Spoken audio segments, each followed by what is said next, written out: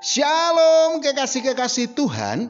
Renungan pada hari ini berjudul Kemurahan Hati. Sebelum kita mendengarkan renungan pada saat ini, marilah kita sama-sama mengawalinya dengan berdoa.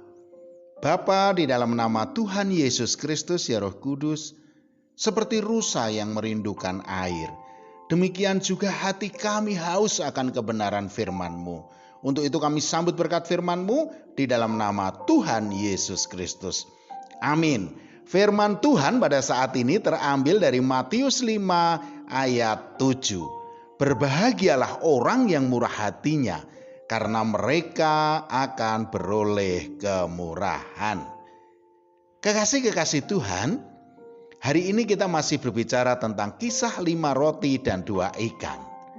Alkitab memang mencatat bahwa yang membawa 5 roti dan 2 ikan itu adalah seorang anak, dan itu merupakan bekal yang dibawanya ketika ia dan orang tuanya mengikuti Tuhan Yesus. Tetapi Alkitab tidak mencatat siapa nama anak itu dan siapa nama orang tuanya, namun yang perlu digarisbawahi adalah kerelaan anak ini memberikan bekalnya kepada Andreas.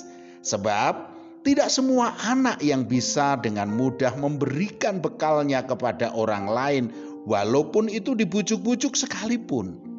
Namun diceritakan dalam peristiwa ini, anak itu rela menyerahkan bekalnya kepada Andreas untuk diserahkan kepada Tuhan Yesus.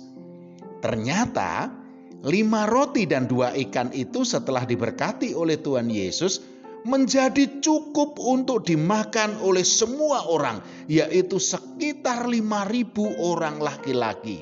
Oleh karena mujizat itulah pastinya orang-orang yang ada pada saat itu, orang-orang yang datang saat itu saling mempergunjingkan si anak yang telah menyerahkan 5 roti dan 2 ikan yang bisa dimakan oleh semua orang yang ada saat itu, dan malah berkelebihan 12 keranjang.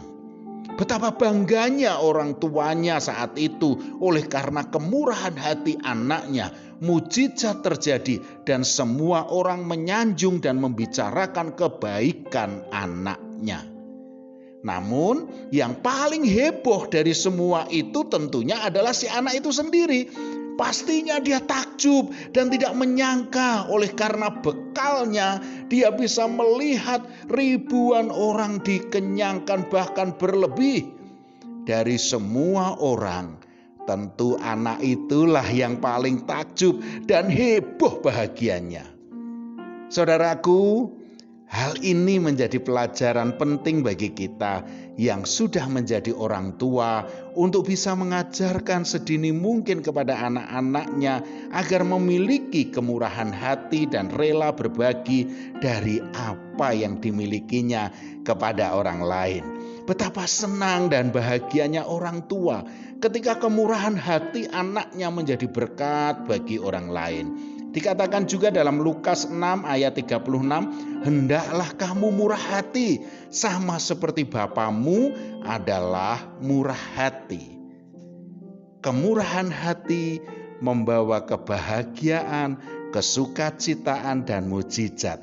Untuk itu saudaraku, marilah kita menebar kasih melalui kemurahan hati kita, maka tidak menutup kemungkinan kita akan mengalami mujizat Tuhan seperti halnya 5 roti dan 2 ikan. Amin. Mari kita berdoa.